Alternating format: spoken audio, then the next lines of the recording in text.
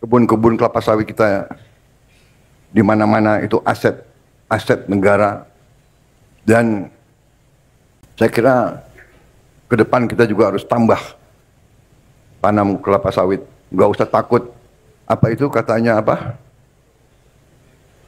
membahayakan apa itu deforestation, ya kan? Namanya kelapa sawit ya pohon, ya kan? Betul nggak? Kelapa sawit itu pohon, ada daunnya kan? Ya dia keluarkan, dia menyerap karbon dioksida. Dari mana kok kita dituduh, ya kan? Yang boten-boten aja itu orang-orang itu. Ini adalah sebagian perjalanan dari ekspedisi Sungai Nusantara. Perjalanan ini untuk mengungkap kepunahan ikan air tawar di sungai Indonesia, dampak pembukaan lahan sawit, dan industrialisasi yang tidak bertanggung jawab secara ekologis. Udah terlalu dangkal karena banyaknya parit-parit, sungai-sungai pun udah dirubah. Deforestasi secara berlebihan telah mengubah pola aliran sungai alami.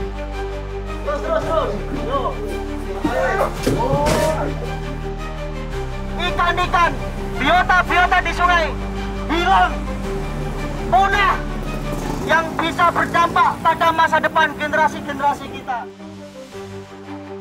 Limbah industri dan sampah telah mencemari air, meracuni ikan, membunuh ekosistem yang telah ada sejak ratusan tahun.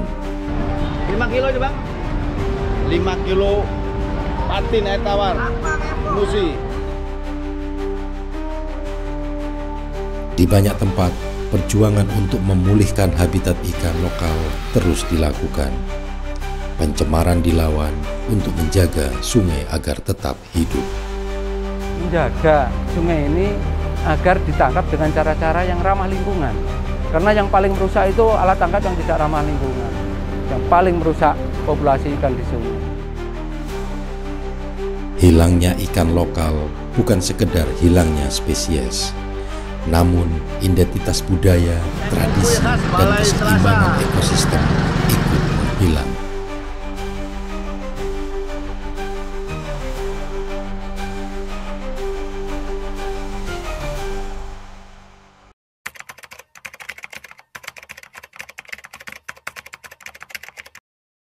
Digantikan parit-parit lain lagi. Sekarang ditutup jalan. Nah itu yang kelihatan itu juga sungai ini ya. Jadi ini sungai yang aslinya, kemudian ditutup jalan ini. Nah aslinya ini sungainya tuh nyambung ke sini aslinya. Jadi sekarang mati karena ditutup oleh perusahaan, jadi jalan ini. Nah, aslinya di situ. Setiap tahun, deforestasi hutan di Indonesia masih terus terjadi dalam 2 dekade sejak tahun 2001. Pada tahun 2023, luas deforestasi mencapai 257.384 hektar. Kondisi ini mengalami peningkatan jika dibandingkan dengan tahun 2022 seluas 230.760 hektar. Deforestasi telah mengancam 70% spesies flora dan fauna yang hidup di hutan Indonesia, yang sebagian berstatus terancam punah, termasuk ikan air tawar.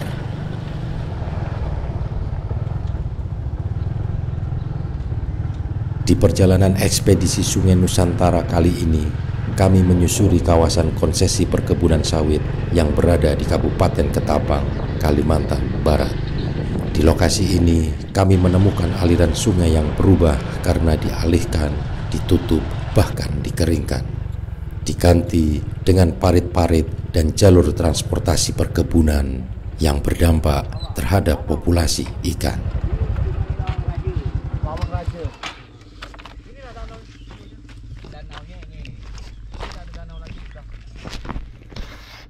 Dulunya kan sini kan danaunya luas sampai sana.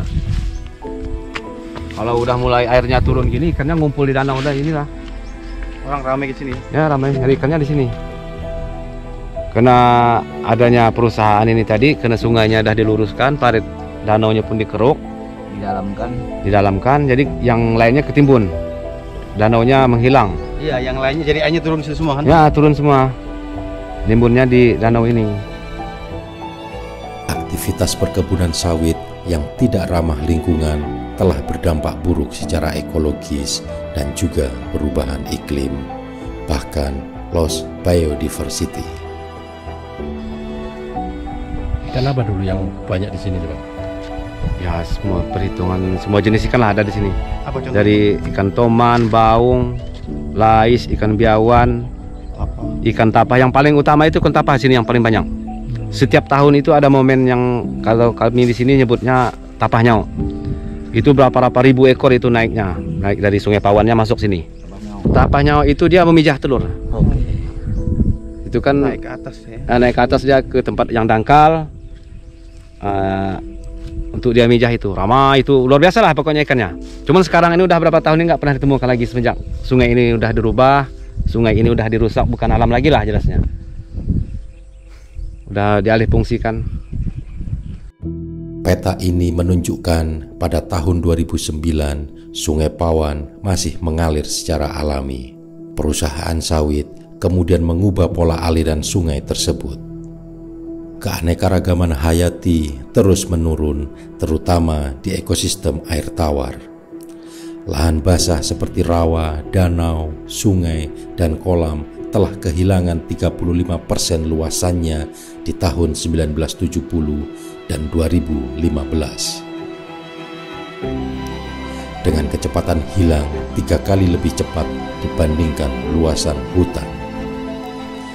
Dari lahan basah yang tersisa, 65% menghadapi ancaman serius dan 37% sungai panjang yang lebih dari 1000 km tidak lagi mengalir bebas sepanjang jalurnya.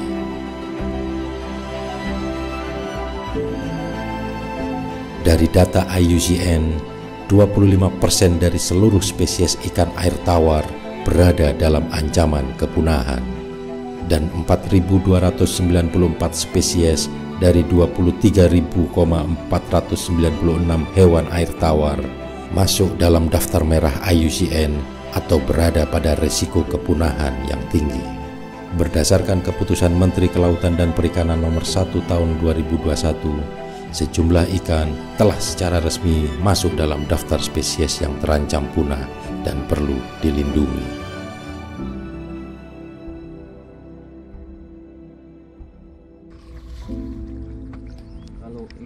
Apa pola pelurusan itu sampai sebagai aktivis sungai peneliti gimana ya? Itu kan namanya normalisasi ya, dinormalisasi atau memang dijadikan lurus. Memang tadi kan Mas Madila bilang diperdalam diluruskan supaya apa ya, gampang ya.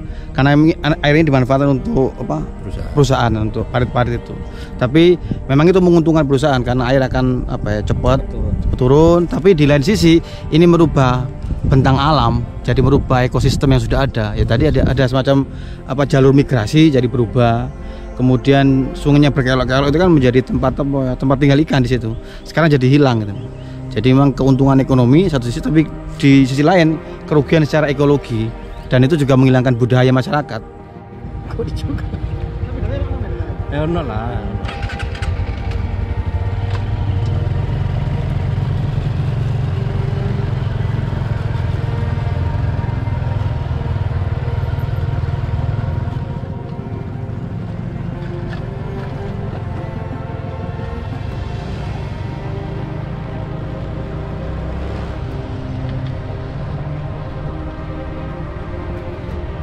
Di perjalanan menyusuri sungai dan rawa yang berada di perkebunan sawit, kami ditunjukkan kondisi rawa yang kering akibat pembentukan parit pada lahan perkebunan sawit. Sungai Guntung. Rawa Sungai Guntung.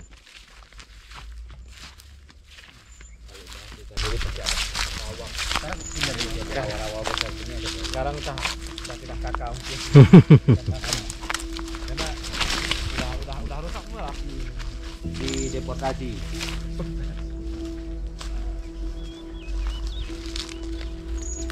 Jadi sampai sana tadi Bang ya? Iya. Udah terlalu dangkal karena banyaknya parit-parit, sungai-sungai pun udah dari rubah. Jadi airnya begitu panas, nggak terlalu lama langsung kering airnya. Langsung turun. Airnya nggak nampung lagi lah airnya, jelas airnya. Penampung air seperti lahan gambut. Di situ ada parit-parit situ.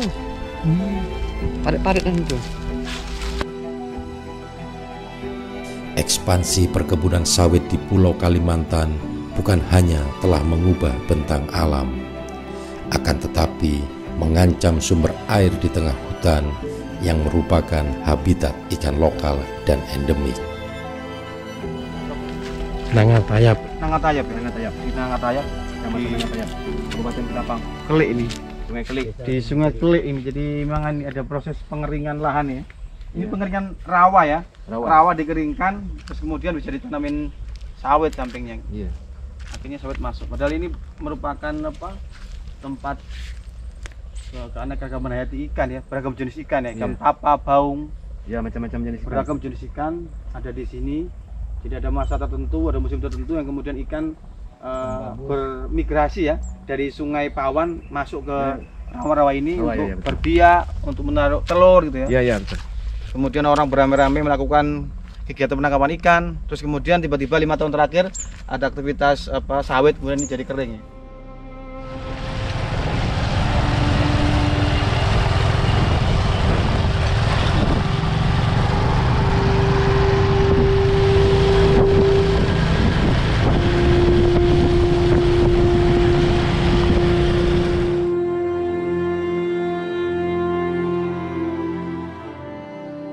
Belajar negara itu. Ya, satu pengawasannya lemah ya, lemah pengawasan, kemudian aspirasi masyarakat tidak ditangkap gitu loh.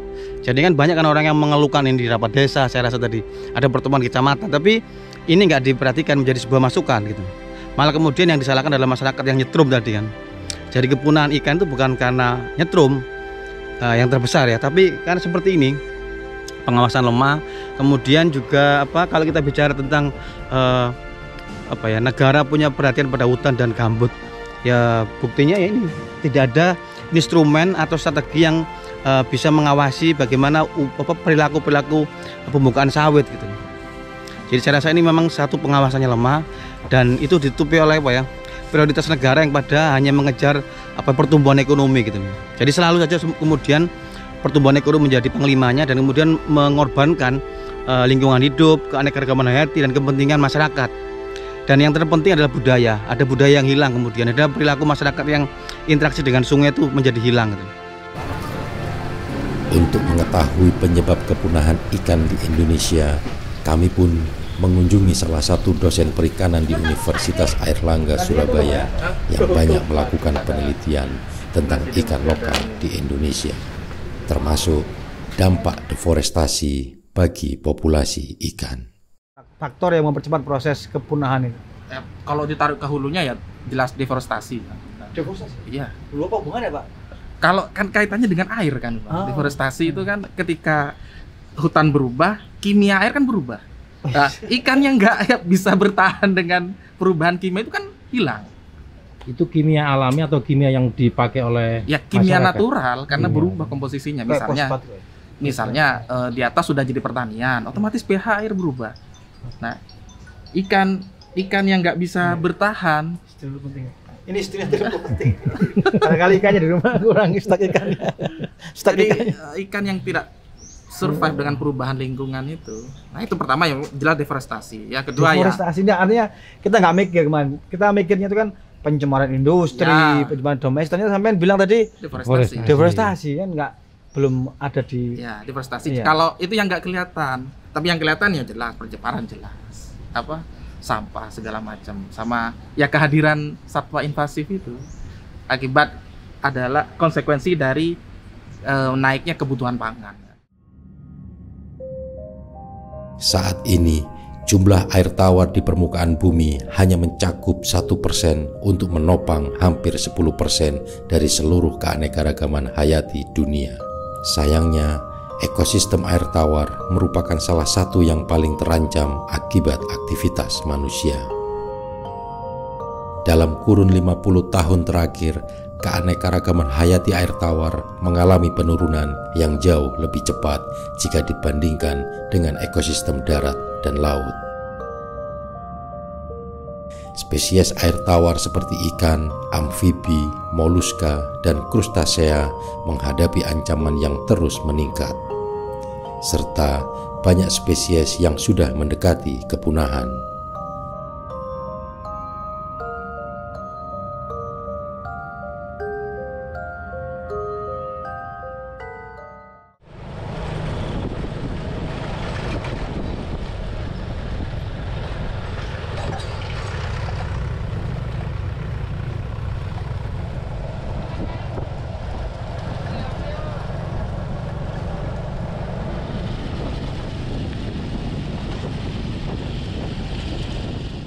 Ujungnya parit yang di lahan tadi inilah dia, keluarnya ke Sungai Pawan.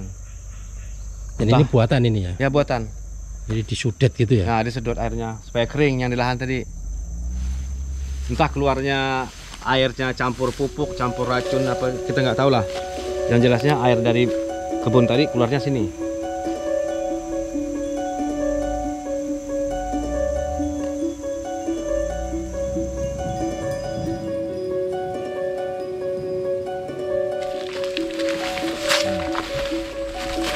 Itu kan pohon sawit, cuman berapa? 1 meter. Ya. Mepet banget. Berarti kan pupuknya, racunnya ke sini. Masuk ke sungai. Sungai sini.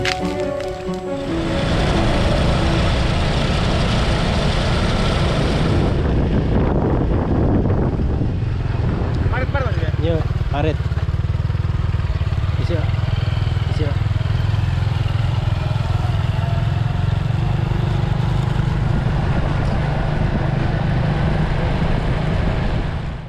Dari beberapa jurnal yang kami temukan, terdapat 82 jenis ikan yang tercatat punah di tahun 2025.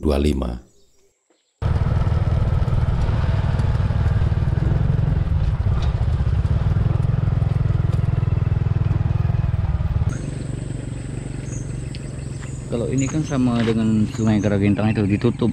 Dia kan danau penjalaan ini bukan cuma danau, ada sungai penjalaan yang tembus Ke Pawan itu? ke Sungai Pawan, tapi ditutup oleh perusahaan, dikasihnya pintu kelip, pintu air.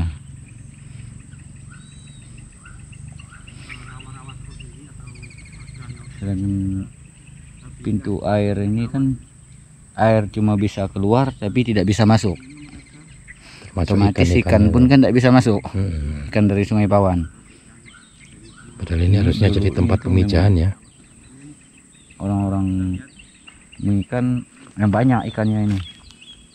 Jadi ini danau ini yang ada di hilirnya, yang ketemu langsung sama Sungai Pawan itu ditutup ini, Mas? Ditutup. Yang ada sungainya itu yang langsung ke Sungai Pawan, tembus ke Sungai Pawan.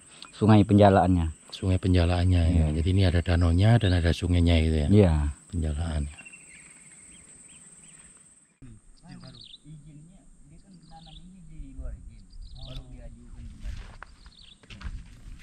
Tahu gitu. Nah, sekarang danau ini sudah tidak berfungsi lagi. Sudah tidak ada ikannya, sudah tidak ada apa-apa lagi. Contohnya ini kan sudah mengering nih. Iya. Kapan kira-kira mengeringnya ini mulai mengering? 5 tahun? Sudah puluhan tahun lah. Berapa? Puluhan tahun. Puluhan Ini tahun, pembukaan lahan sini 2000. Nah, sekarang kita lihat ini kan jalan. Jalan ini posisinya letak-letak di pertengahan danau. Diputus danaunya, diputus ini. Seperti Lawang Raja tadi.